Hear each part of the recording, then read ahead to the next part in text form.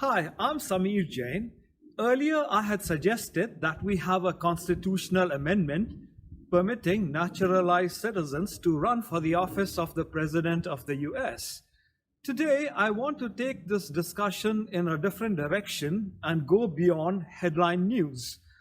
Touch upon things like limited government, representative government, federalism, civil liberties, or civil rights, Congress and constituency, Congress and the party, domestic policy, foreign policy, federal bureaucracy, so that all of these come together in a vibrant public discourse.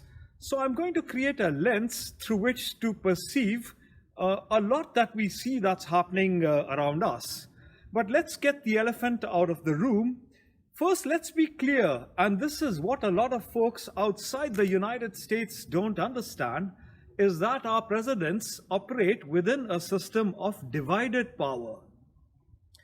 Although they routinely propose legislative initiatives, it is Congress that has lawmaking power.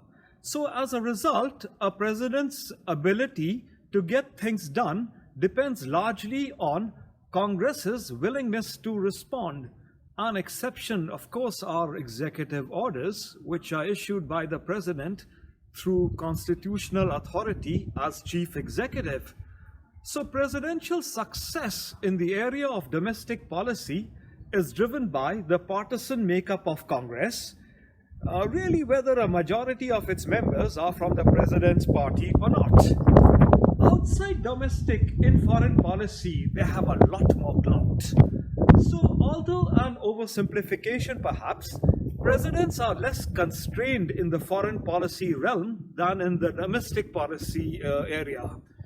Although, for example, the Constitution assigns Congress the power to declare war, the decision to send troops into hostile action in practice rests with the president.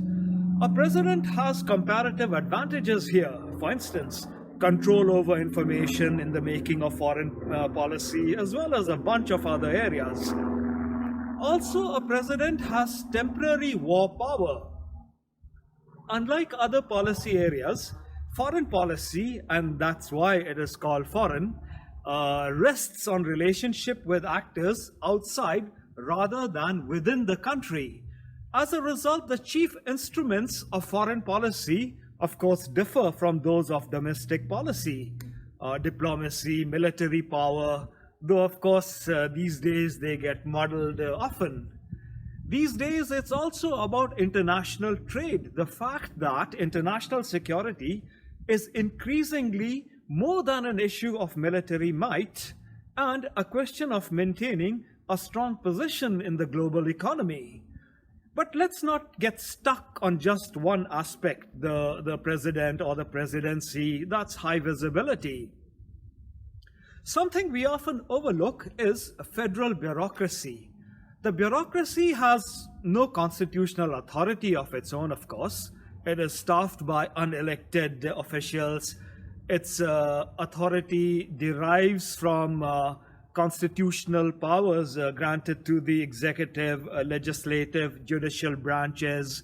Yet, the federal bureaucracy exercises power of its own as a result of its role in implementing policy decisions. If you've seen the BBC serial Yes Minister, you would know what I mean. Moreover, federal agencies have an agency point of view. They seek to promote their programs and the resources that enable them to succeed in this effort. So, figuring out the role of bureaucracy, its structure, staffing, operation, as well as the challenge of holding the bureaucracy accountable for its actions is important too. To even get to the bottom of issues, we need to be aware that the US is, of course, a nation of laws that come from the notion of both limited as well as representative government. So the writers of the Constitution were determined to create a government that was powerful enough to meet the nation's needs, but not so powerful as to threaten people's liberty. Accordingly, the Constitution is rooted in the idea of a government of restricted power. The Constitution provides for such a government, a government in multiple ways: denials of power, grants of power, the Bill of Rights, and of course the separation of power, which a lot of presidents these days don't like. These provisions have curbed, or sometimes have, of course, also failed to curb extra constitutional uses of power. The other piece to this is representative government, something we are so proud of in the United States. We the people are the opening words of the US Constitution, and if you haven't read it, I encourage you to read it. It's a beautiful document. Yet the Constitution, in its original form, made only limited provisions for direct popular influence. The House of Representatives was the sole popularly elected institution, and voting eligibility was left to the states to decide. So that system was gradually altered, but substantial barriers to popular participation still remain, mainly in the form of state laws that restrict voting. It's fascinating to see the reasons that the framers felt it necessary to limit popular influence, how and why that original system has changed, and contemporary barriers that have come up: gerrymandering, voter registration, voter ID laws that inhibit voting. So moving on to another subject, federalism. So this is another very unique aspect of the US, and the writers of the Constitution created the first federal nation, one that divided sovereignty between a national government and a state government to bring about and reconcile the conflicts between national and state authority. And these continue to play out to this day for broadly worded constitutional clauses, partisan differences, and of course our changing national needs. All of these have combined to make federalism a source of both political conflict and change. And when we speak of change, synonymous with it is the nature of change in civil liberties. So under our Constitution, all of us individuals are guaranteed free expression and fair trial rights.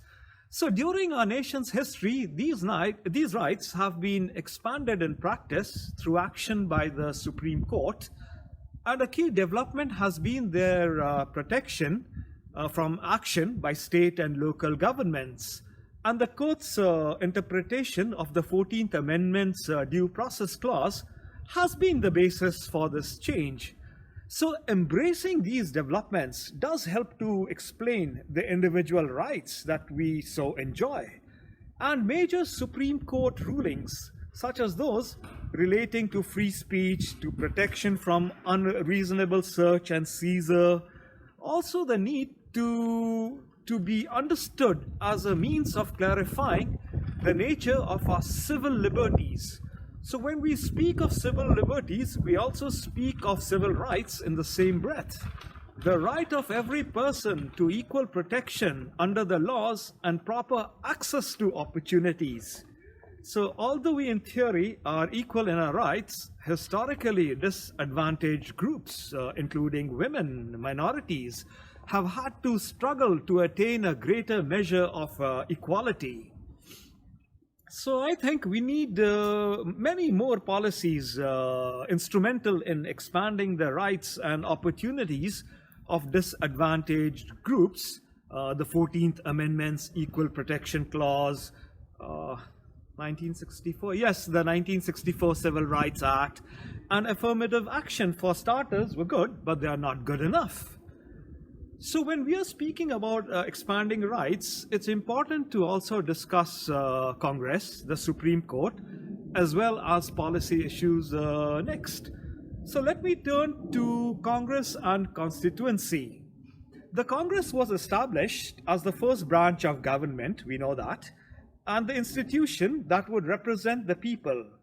And interestingly, nothing looms larger in political thinking of most members of Congress than their constituency, the state or the district that they represent, a good thing. The nature of our electoral system, its single member plurality district system, compels them to pay attention to their constituents in order to win a re-election. So constituency affects the behavior of members of Congress and influences the types of bill that these members are more likely to support. Of course, Congress is also deeply linked with party and with its two chambers, numerous committees, and individually empowered members. Congress is a very fragmented institution. This said, there is a unifying force in Congress, its political parties, for Congress is organized along party lines. For instance, the majority party in each chamber chooses the top leaders and I guess holds a majority of seats on each standing committee. So in the past decade, as a result of widening ideological gap between Republican and Democratic lawmakers, partisanship has increasingly divided the actions of Congress. I think the role of parties in Congress explains the polarization that we now have. So while Congress is, no, and I guess it is precisely because Congress is a very fragmented structure, it makes it difficult for Congress to take the lead on major national issues, but it makes it perfectly suited for taking on scores of smaller issues at once. Let's now turn to judiciary and the Supreme Court. Article 3 of the Constitution establishes the federal judiciary and defines its authority. Of particular interest is the Supreme Court, a situation that derives from its status as an independent and co-equal branch of the federal government, and from the fact that America's system of divided powers and individual rights is a frequent source of constitutional disputes. So judicial power is pretty strong, and despite what one may say, politics does play a part in Supreme Court decisions, and that's why the fight to elect Supreme Court judges. I'm also going to bring up public opinion because it is a powerful and yet inexact influence on our elected officials. They risk their careers if they ignore it. Yet its influence is not easy to pinpoint, and there are many issues where public opinion doesn't come into play, so one needs to examine the attributes of public opinion and explore its impact on the decisions of lawmakers and policymakers. What's missing is a need to figure out the theory, science, statistics, and practice of polling, which has become the primary method of accessing public opinion, and of course poll ratings for political parties. On the subject of political parties are inseparable from democracy, not just here, anywhere in the world. So by offering a choice in between policies and leaders, parties give voters a chance to influence the direction of government. Unlike most democracies, we have a two-party system, the Republicans and the Democrats. Our elections too differ from those of virtually all other democracies in that they are longer, they are more costly, they're more clearly centered on the candidates rather than the political party itself. We saw it in the last election. It's important to be savvy about the invisible primary, and I'm sure we are getting into it soon, the period preceding the presidential primaries and the caucuses, the state nominating contests and the general election campaign, which of course centers on the battleground states. When we are speaking about political parties, we necessarily have to discuss political movements. So these are, in another way of putting it, social movements, a way for us citizens disenchanted with government to actively express disagreement. Unlike voting or lobbying, political movements take place outside established institutions, often in the form of protest demonstrations and rallies. Here we have a rich tradition that affects the success of political movements, such as the ability to attract the resources required for sustained advocacy. Something very unique to the US is the role interest groups play. An interest group or a special interest group, a faction, a pressure group, a lobbying group actively seeks to influence public policy. So in that sense, an interest group resembles political parties, but there is a key distinction between the two, a distinction that we need to be constantly aware of. Above all, parties are in the business of trying to influence elections. Groups, on the other hand, concentrate on influencing policies directly affecting their own interests. So one needs to empathize, though not necessarily agree with interest groups, group influence, and appreciate why some interest groups are more fully organized than others are. Let's turn to something that's been in the news media. The news media is a window into the world of politics, and for most of us, politics is a second-hand experience, something we observe through the media rather than directly. So many of our images of politics are derived from what we see and hear through the media. So media's influence on politics is huge, as someone I know says.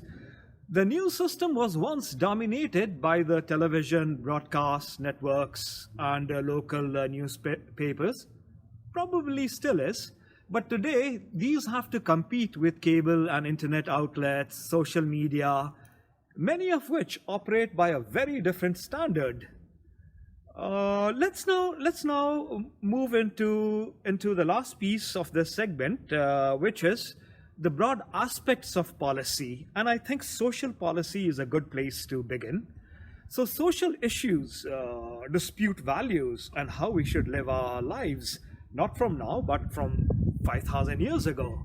So social issues end up pitting people against one another, which is the case today for immigration, charter schools, police practices, gun rights, legislation of marijuana, environmental protection, and discrimination of all kinds.